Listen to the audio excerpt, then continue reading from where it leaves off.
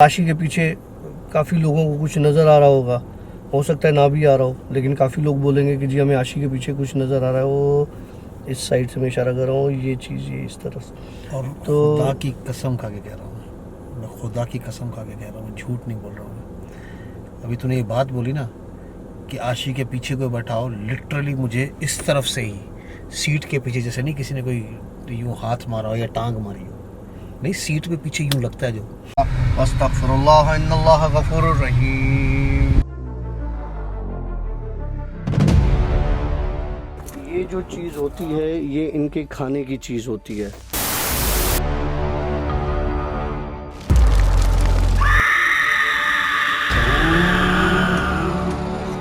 Alright friends, अस्सलाम वालेकुम, welcome to yet another the बूचो की एक और स्टोरी के साथ मैं हूँ आशी। हमारे साथ मौजूद है डॉक्टर काशिफ।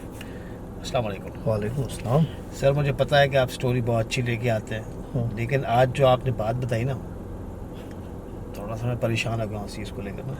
भाई इस पिलो के पीछे कुछ नहीं है, मतलब है पूरा आदमी है यार। हाँ, इसका मकसद सिर्फ ये रखने का कि यार आदमी कंफर्टेबल होता है, कभी यूँ होता है कभी वो होता है, और कुछ भी नहीं है यार। नहीं वो मैंने बताया ना, मैंने तकिया रखवाना है, मैंने रखवा दिया। पता नहीं इसके पीछे क्या बात थी, लेकिन डॉक्टर काशिफ ने कहा कि तकिया रख ले। क्या है ऐसा? पेट निकल आया यार तेरा। पेट तो निकलेगा ना यार, हाँ, उसने बताया था मर्दों का पेट, और खैर अच्छा ही लगता है निकला हुआ, तो मेरा नहीं निकला हुआ, इसका मतलब क्या है? तो अच्छा नहीं है। चले जी स्टोरी पे चलते हैं डायरेक्ट। और आज हमारे पास टाइम है बहुत शॉर्ट, पीछे एक और ज़रूरी काम है। हाँ yes, let's start the story. Kashi, लोगों की ना अक्सर कंप्लेन आ रही होती है, मतलब कंप्लेन क्या, कमेंट्स भी आ रहे होते हैं कि हमें अजीबोगरीब आवाज़ें सुनाई देती हैं। कभी दरवाजे पे नॉक हो रहा होता है, कभी कोई ऐसा लगता है कोई स्क्रैच कर रहा है फर्नीचर पे, कभी बिल्लियों कभी बिल्लियों की एक स्टोरी में हमारे बिल्लियों की आवाज़ें आ रही हैं। हालांकि इस पूरे घर में कहीं पे कोई बिल्ली नहीं है, बाहर भी नहीं है, लेकिन बिल्ली की आवाज़ आ रही है। और इस तरह से अलग अलग लोग अलग अलग तरह की बातें कर रहे होते हैं कि जी रात को हम सोते हैं तो हमारे छत पे चलने की आवाज़ें आ रही होती हैं। कभी ऐसा लगता है कोई फर्नीचर जो है वो मूव कर रहा हो।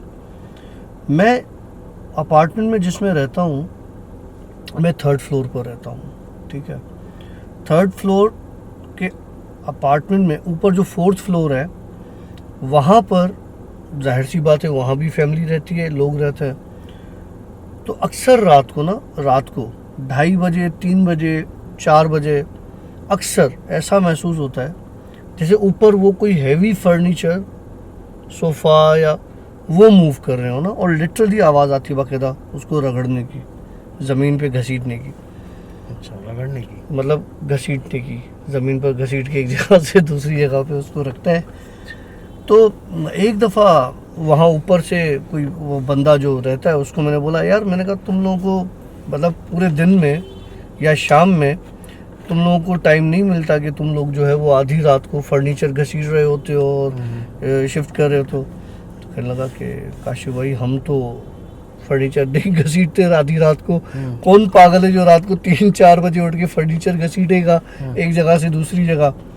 मैंने कहा यार बात तो सही है। बोला क्या हुआ? मैंने कहा कुछ नहीं हुआ, वो अक्सर आवाज़ आती है कि आप लोग आधी रात को ही कोई कील ठोक रहे हो, कोई ड्रिल मशीन चला रहे हो, कोई फर्नीचर घसीट रहे हो। कहने लगा नहीं काशी भाई ऐसा हम कुछ नहीं करते, वो आपको ऐसे ही आवाज़ आती होगी। अच्छा ठीक है, बहरहाल ये बात हो गई उसके साथ मेरी। मैंने कहा ये तो कंफर्म हो गया कि भाई ये फर्नीचर कोई और ही घसीट रहा है। खैर हुआ ये, मैंने इंस्टा पे अपने एक वीडियो शेयर की थी और उसमें जो है वो मैंने ये दिखाया था कि वो सबको मैंने एक स्टोरी में भी बताया, तुम्हें भी बताया कि वो जो खिड़की है मेरी जो बाहर पार्किंग की तरफ खुलती है, वहाँ पर एक औरत जो है वो चल रही थी। वो मैंने लास्ट एक स्टोरी में भी शायद डिस्कस की थी ये बात।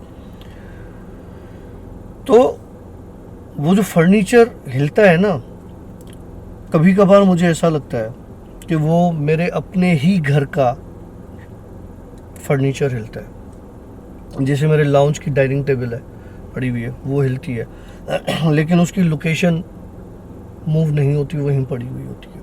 ये पूरी इसरार आवाज़ें होती हैं जो हर जगह अलग अलग घरों में, कभी पानी की बोतल टड़क करके आवाज़ आ जाती है, कभी किसी के फ्रिज का कंप्रेसर बंद होता है, फिर खुलता है, डक की आवाज़ आती है। तो लोग कभी कभी इन चीज़ों को समझते हैं कि ये किसी और चीज़ की आवाज़ है। इसका मतलब ये हरगिज़ नहीं है कि ये उन्हीं अप्लाइंसेस की आवाज़ हो, ये दूसरी आवाज़ें भी हो सकती हैं। मतलब इसका मतलब ये नहीं कि ये सिर्फ सामानों की आवाज़ है, ये कोई और आवाज़ भी हो सकती है। ओके, मतलब ये जिन्नात की भी आवाज़ हो सकती है, वो कर रहे हो। ये बातें बताने का मकसद ये है कि मुझे किसी ने एक स्टोरी शेयर की। उसने कहा काशी भाई मेरे घर पे कुछ भी ऐसी चीज़ नहीं है, मतलब वो घर है, कोई फ्लैट नहीं है, अपार्टमेंट इस तरह से नहीं है, घर है। कोई छत पे कुछ भी ऐसी चीज़ नहीं है जिसको घसीटने से आवाज़ें आए। मेरे घर में जो फर्नीचर है, ठीक है, वो इतना भारी है कि एक जगह पर स्टक है, उसको एक बंदा नहीं हिला सकता। उसको सिर्फ घसीटने के लिए भी ना आपको 2-3 बंदे चाहिए और जो प्रेशर से जोर लगा के वो घसीटे। उठाना तो बहुत बड़ी बात है। और हम घर में 6 लोग हैं, मेरी वालदा हैं, वालिद हैं, और हम 3 भाई हैं और बहनें हैं। तो बहरहाल हमारे घर में ना इस तरह की अजीबोगरीब आवाज़ें आती थीं शुरू में, जब हम उस घर में मूव हुए थे। तो मैंने नोटिस किया, मेरी बहनों ने नोटिस किया, वालदा ने नोटिस किया। तो हम एक दिन बैठे हुए थे, हम आपस में ऐसे ही बात कर रहे थे कि अम्मी ये आवाज़ आती है, वो होता है। वालदा ने बोला मैंने भी सुना है, बहन ने बोला मैंने भी सुना है। सुना है तो भाई किस चीज़ की आवाज़ है? तो माँ ने ऐसे ही बोल दिया, बेटा ये इस तरह की चीज़ें इग्नोर कर लिया करो, उसको ज़्यादा हावी करने की ज़रूरत नहीं है अपने ऊपर ना। यहाँ पे ये बात ख़त्म होगी। काशी भाई जिस दिन हमने ये बात डिस्कस की, उस रात मुझे दोबारा फर्नीचर घसीटने की आवाज़ आई। बोला, मैं उठ के बैठ गया। मैंने कहा ये अब तो मैं देखूंगा क्या चीज़ है। जिस जगह से आवाज़ आ रही थी मैं उस तरफ गया तो उस तरफ दीवार थी, वहाँ कोई फर्नीचर तो था नहीं। बोला मज़े की बात यह है कि अगर दीवार थी तो दीवार के बैक साइड पे तो कोई रूम ही नहीं है। अच्छा, वो दीवार बाहर खाली प्लॉट है, उसके साथ लगी हुई है, और अंदर कोई उस जगह पे ऐसा फर्नीचर है नहीं जिससे आवाज़ है। लगा मैंने डिसाइड किया कि मैं बाहर जाके देखता हूँ कि कहीं कोई वो होते हैं ना, बाहर कचरा पड़ा हुआ होता है तो उसमें कोई लोहे वोहे की कोई चीज़ पड़ी हो, या कोई हिरोनी, कोई नशाई, उसको मूव करने की। बोला मैंने लाइट उठाई, टॉर्च उठाई और मैं बाहर चला गया। मैंने प्लॉट की तरफ देखा तो मुझे ऐसा फील हुआ कि साए हैं जो दीवार के साथ यूं लग के चल रहे हैं। अब क्या लगा, मुझे ये डाउट हुआ कि मैं टॉर्च लेकर आया हूं तो ये कहीं मेरा साया ही ना हो जो दीवार पे आ रहा हो। लेकिन साया कैसे हो सकता है? टॉर्च मेरी आगे है, पीछे से तो कोई लाइट आ नहीं रही, लाइट दीवार पे जा रही है, तो वो साया मेरा तो हो नहीं सकता। और वो एक साया तो था नहीं, वो थे 3-4 साए। तो मैंने लिटरली बाकायदा दीवार पे देखा कि उन साए मूव होते हुए जा रहे हैं। लगा मुझे डर लगा, मैं भागा घर पर, आके आयतें पढ़ी और सो गया। मुझे नींद ना आए, मुझे घबराहट थी, मेरी कैफियत हो, सांस में दुखन चुभन सी। आखिर बेचैन होके मैं गया वालदा के पास कि अम्मी ये हुआ है। तो वालदा ने फिर दम वम कर दिया, दुआ हुआ जिस तरह बड़े पढ़ते हैं, पढ़ के बोला उधर ही सो जाओ नीचे। मैंने वहीं पे बिस्तर बिछाया माँ बाप के पास और मैं उधर ही सो गया कि मुझे डर लग रहा था। खैर वो रात मेरी गुजर गई। दूसरी रात हुई, फिर उसी तरह की आवाज़ें। तो मैंने कहा कि अब जो भी आवाज़ आए मैं तो नहीं हिलने वाला, मैं तो नहीं देखने वाला। कहला काशी भाई जो साए बाहर दीवार पर थे वो साए मुझे घर में अंदर अपनी दीवार पर चलते हुए नजर आए। मतलब कि उन्होंने इसको नोटिस कर लिया था कि ये बाहर आया है हमें देखने के लिए। ठीक है। लगा काशी भाई वो फर्नीचर और इस तरह की मूव करने की आवाज़ तो बंद हो गई, लेकिन एक अजीब आवाज़ आना शुरू हो गई, जो आवाज़ सिर्फ मुझे आ रही थी। और वो इस तरह से थी जिस तरह से मैं तुम्हें कैसे बताऊँ, एक आवाज़ होती है ना कंटिन्यू जो इरिटेट करती है, हवा की आवाज़, कि कोई दीवार हो, उसमें थोड़ा सा होल हो, या कोई पाइप हो, या कोई आप खाली बोतल ले लो, उसमें फूंक मारोगे ना, ब्लो करोगे उसको, तो एक आवाज़ निकलती है, मतलब इस तरह की आवाज़ वो कंटिन्यू मेरे कानों में आना शुरू हुई ना। मैं डर गया कि ये आवाज़ कहाँ से आ रही है और ये साए नज़र आ रहे हैं। बोला मैं उठा, अब मैंने कहा अब माँ के पास जाऊँगा, माँ लगाएगी दो मुझे चमाट कि थप्पड़ के तूने अपने साथ ये खुद किया है। बोला मैं गया भाई के पास, भाई को बोला यार भाई मेरे रूम में आ। भाई को लेके रूम में आ गया, भाई को बिठाया, तो मुझे साए नज़र आने लगे, वही आवाज़। भाई बोले कुछ भी नहीं है, तेरा वहम है, तू पागल हो गया, तेरा दिमाग ख़राब हो गया। बहरहाल कहने लगा, करते करते मेरी तबीयत 2-4 रातों में बहुत ज़्यादा ख़राब हो गई। फिर मैंने अपने वालिद को बताया, माँ ने बताया, उसने बोला कि चलो पढ़ाई कहीं से करवा लेते हैं, तुम झड़प में आ गए हो ना। कहने मुझे एक आमिल के पास ले गए, पढ़ने वाले के पास। उसने मेरी शक्ल देख के बता दिया कि भाई तुम्हारे साथ ये मसला है, तुम्हें हवा लगी है। ये बेसिकली एक टर्म यूज़ होता है, हवा लग गई, झड़प लग गई, ये आमिलों के टर्म्स होते हैं कि तुम्हें हवा लग गई है। तो इसने बोला कि अब क्या होगा इसका। अब बोला कुछ नहीं, मैं तुम्हें तावीज़ वावीज़ देता हूँ, वो तावीज़ पहन लो और जाके आराम से ज़िंदगी गुजारो, कुछ नहीं होगा। कहला वो तावीज़ पहन के मैं आ गया घर पे बाप के साथ। बाप ने भाई को बोला कि तुम भाई के साथ अपने सो जाना ना। कहला अब भाई सो गया मेरे साथ, मैं नॉर्मल सोता रहा। आधी रात को भाई चीख कर उठा, तो उससे पूछ क्या हुआ भाई, तुम क्यों चीख रहे? बोला यार एक बंदा आया, उसने मुझे उठाया, मुझे कहने लगा इसके गले से तावीज़ उतारो। ओके। कहने लगा नहीं उतारोगे तो तुम्हें मारेंगे। बोला मैं उठ के चीखना शुरू कर दिया। मुझे लगा कि ख्वाब देख रहा हूँ, लेकिन जब मैं चीख रहा था वो बंदा मेरे सामने खड़ा था, मेरे आंखों के सामने गायब हुआ है। बोला यार अब ये तो बड़ी मुसीबत गले पड़ गई है। सुबह हुई, इसके बाप ने फिर आमिल से बात की, फ़ोन किया कि ये मसला हुआ है। बोला कुछ भी हो जाए तावीज़ इसके गले से नहीं उतारना, कम से कम 40 दिन तक। बोला ठीक है, सही है।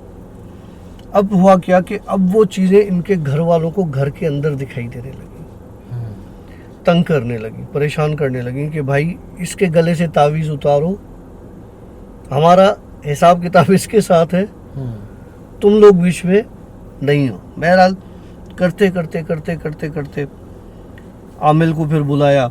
आमिल ने घर पे आके पढ़ाई की, चीज़ें रुक गई, इसने तावीज़ नहीं उतारा।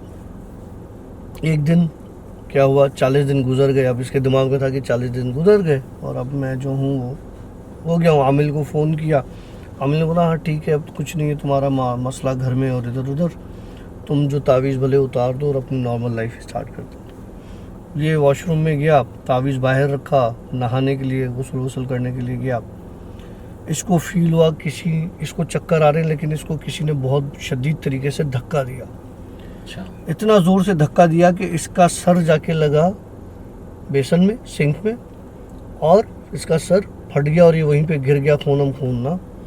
जब आवाज़ आई तो भागे वो भाई वगैरह कमरे में, देखा कि ये तो बंद पड़ा हुआ है। दरवाज़ा बजाया इसने जैसे तैसे करके, कुंडी खोली, खून में लथपथ, इसको ले गए हॉस्पिटल, भागे और स्टिच वगैरह आए। तो पूछा इससे भाई क्या हुआ? बोला मुझे किसी ने धक्का दिया है वॉशरूम में। इन्होंने बोला ये तो अब हमारे गले पड़ गई हैं चीज़ें। फिर आमिल को फ़ोन किया कि यार हमारे साथ ये हादसा हुआ है। आमिल ने बोला नहीं कुछ नहीं है, ये इसको चक्कर आ गए होंगे और अब ऐसी कोई चीज़ नहीं है, अब बेफिक्र हो जाओ, कोई मसला नहीं। अच्छा, क्या लगा काशी भाई, फिर ये हुआ कि हम रिलैक्स हो गए कि जी ये हो सकता है चक्कर आ गए और मेरी फीलिंग्स हो ऐसी। हम घर आ गए तो अब मेरे पाँव सुन होना शुरू हुए।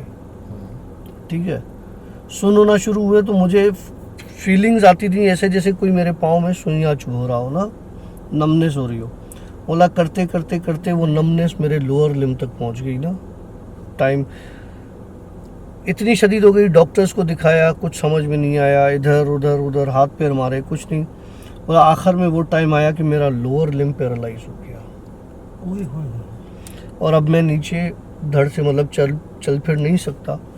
मैं पैरालाइज हूँ, मेरा नीचे का धड़ बिल्कुल काम नहीं करता और सिर्फ ऊपर में हाथ वाथ मेरी पोटी पीछी मतलब ये जो है ना ये सब मुझे कोई सेंस नहीं होता इन चीज़ों का। अच्छा। मेरी रिपोर्ट तकरीबन नॉर्मल है और हमने आमिल अलग अलग आमिलों को भी दिखाया तो आमिलों ने कहा है कि कोई ऐसी चीज़ आ गई है लेकिन जो हमें समझ में नहीं आ रही और हमने बड़ी पढ़ाइयाँ करवाई हैं, ये वो कहते हैं कुछ अरसे में ठीक हो जाएगा। डॉक्टर्स परेशान हैं जिनको हमने पूरे पैनल को दिखाया बैठा कि जी ऐसी कोई कहीं से कोई नर्व नहीं दबी हुई, कोई कंप्रेशन नहीं है कि जो है वो ये इसका लोअर लिम्ब और ये सारी चीज़ें जो है वो इन्वॉल्वमेंट हो इस चीज़ की और ये इस तरह से पैरालाइज हुआ है। कहना काशी भाई मुझे अभी 3 साल हो गए मैं इस कंडीशन में हूँ, मैं मोहताज हो गया हूँ, मेरा लोअर लिम्ब काम नहीं करता और दवाएं भी करवाई और इलाज भी करवाए, आमिलों के पास भी गया। आपके वो यूट्यूब पर स्टोरीज़ देखी, सोचा ये भी एक तरीका है, इंस्टा पर कांटेक्ट किया है तो आप मेरी कोई हेल्प कर सके। मैंने कहा यार मैं पहले ही बोलता हूँ यार, मैं देखो मैं आमिल शामिल टाइप बंदा नहीं हूँ ना, मैं बिल्कुल नॉर्मल किस्म का बंदा हूँ। हाँ चीज़ें मुझे नज़र आती हैं, मुझे विज़िट करती हैं, मुझसे बात करती हैं, मुझे बताया जाता है कि ये पढ़ने के लिए दे दो, ये इसका हल है, ये हल है और उसके ज़रिए जो भी होता है वो अगले बंदे का हो जाता है काम। लेकिन पर्टिकुलरली मैं कोई आमिल नहीं हूँ। लाइक के कोई मेरे पास आके बोले कि काशिफ भाई, डॉक्टर काशिफ आप हमारे साथ ये कर दें और इस तरह से कर दें, उस तरह से कर दें, हमें कोई वो बता दें, नहीं। मैं आपको बताऊंगा तो सिर्फ कुरान की आयत बताऊंगा जो कुरान है, ठीक है। मैं आपको इसके अलावा और कुछ नहीं बता सकता। हाँ जो चीज़ें मुझे नज़र आती हैं चाहे वो कैसे भी हो, जैसे आशी बैठा हुआ है और आशी के पीछे काफ़ी लोगों को कुछ नज़र आ रहा होगा, हो सकता है ना भी आ रहा हो, लेकिन काफ़ी लोग बोलेंगे कि जी हमें आशी के पीछे कुछ नज़र आ रहा है, वो इस साइड से मैं इशारा कर रहा हूँ, ये चीज़ ये इस तरह से। और तो खुदा की कसम खा के कह रहा हूँ, मैं खुदा की कसम खा के कह रहा हूँ, झूठ नहीं बोल रहा हूँ। अभी तूने ये बात बोली ना कि आशी के पीछे कोई बैठाओ, लिटरली मुझे इस तरफ से ही सीट के पीछे, जैसे नहीं किसी ने कोई यूँ हाथ मारा हो या टांग मारी हो, नहीं सीट के पीछे यूँ लगता है जो, खुदा की कसम खा के कह रहा हूँ, झूठ नहीं बोल रहा हूँ। तो मैंने तो देख लिया, तभी मैंने इशारा किया कि ये इस तरफ से ये चीज़ जिसको नज़र आती हो कि वो आ जाएगी। बहरहाल देखिए मैंने कसम से बढ़ के मेरे लिए कोई चीज़ नहीं है, मेरे को हुआ बाकायदा फील, मेरे पीछे किसी ने ना सीट पे टक करके यूँ पंच मारा। तो वो बेचारा हम नहीं डरने वाले, नहीं अल्हम्दुलिल्लाह। मैं एक बात बता दूं, ऐसी झापड़ आएगी ना, ऐसी झापड़ आएगी कि यूं गोल घूमते हुए जाओगे यहाँ से। मैं सिर्फ आप लोगों को ये कहूँगा, देखें कुछ चीज़ें ऐसी जिनको इग्नोर करना ही बेहतर है, मतलब बेस्ट ऑप्शन है। जैसे कि कल हमने जब स्टोरी स्टार्ट करना शुरू की थी तो याद है ऊपर दोनों कुत्ते हमारे जो ऊपर जो रॉक्सन और रॉक्सन और केंजो, तो वो दोनों जो है वो ऊपर उनके भौंकने के साथ उनके रोने की आवाज़ें आ रही थी ना। अच्छा स्टोरी बंद करें वो चुप हो जाएं, फिर वो स्टोरी स्टार्ट करें तो उनकी आवाज़ें आ रही थी, तो हम इग्नोर किए हुए थे। ऐसे नहीं कि मैं छत पे चला गया आधी रात को और जाके देखूंगा भाई क्या मैं होता मैं तो चला जाता। खैर इग्नोर इट। अभी भी पंच लगा, मैंने इग्नोर किया ना, मैं कोई उठ के पीछे जंग करने वाला नहीं हूँ। लेकिन ये है कि देखो जब अल्लाह माफ़ करे, वो कहते हैं डूबते को तिनके का सहारा चाहिए होता है, तो वो फिर आदमी अपनी आप को बचाने के लिए फिर वो हर एफर्ट इस्तेमाल करता है, जिससे ऑफ कोर्स इंसान जो है वो अशरफुल मखलूक़ात है, मतलब वो इंसान इनसे ज़्यादा ज़ोर है। बिल्कुल, तो और उससे ज़ोर है अल्लाह पाक का कलाम। तो बेशक इंसान ज़ोर क्यों है, वो है अल्लाह पाक के कलाम। बिल्कुल बेशक। तो स्टोरी एंड होगी सर, एंड होगी। हाँ तो ये जो स्टोरी थी आवाज़ों पर, हाँ ये जो आवाज़ें हैं पुरस्रार आवाज़, ये जो पुरस्रार आवाज़ें हैं इनको इग्नोर करना ही बेस्ट ऑप्शन है। अगर आप लोग समझते हैं कि ये स्टोरी सुनने से आपको आपके साथ आपको उल्टियाँ होती हैं, आपको ये होता है, मुझे फील होता था ये उल्टियाँ होती थी मुझे, मतलब ऐसे होता था कि सब मैं उल्टी कर दूंगा, लेकिन अब मैं यूज़ टू हो गया हूँ। मैं स्टोरी करने से पहले कुछ ना कुछ खा ही रहा होता हूँ, मेरे मुंह में चल रहा होता है, ताकि आपका मुंह जो है वो च्यू करता रहे और आपका ब्लड सर्कुलेशन ओके रहेगा इंशाल्लाह, और कुछ नहीं होगा। वेल आप लोगों को आज की स्टोरी कैसे लगी हमें ज़रूर बताइएगा, और अगर किसी ने कुछ फील किया है गाड़ी में तो वो भी हमें ज़रूर बताइएगा। मैंने फील किया, मैंने कसम खा के बात की है, और मुझे पंच लगा है पीछे से, मुझे लगा सीट को लगा है, और वो भी इस तरफ से, जिस तरह डॉक्टर काशिफ ने एग्जैक्टली जो बात बोली ना वो ही हुआ। खैर अब मिलेंगे आप लोगों से अगले हफ्ते, नहीं सॉरी मतलब कल एक नई स्टोरी के साथ। मेरा दिमाग दोनों चारों तरफ चल रहा है।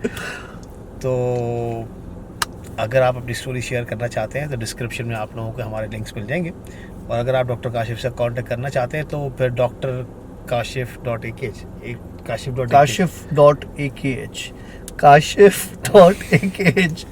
इंस्टा पर। मेरा सेंस अभी यहाँ पर नहीं है। वेल हमारी तरफ से सी या बाबा हाफिज़। अस्तगफिरुल्लाह इन्नल्लाह गफूरुर रहीम। ये जो चीज़ होती है ये इनके खाने की चीज़ होती है।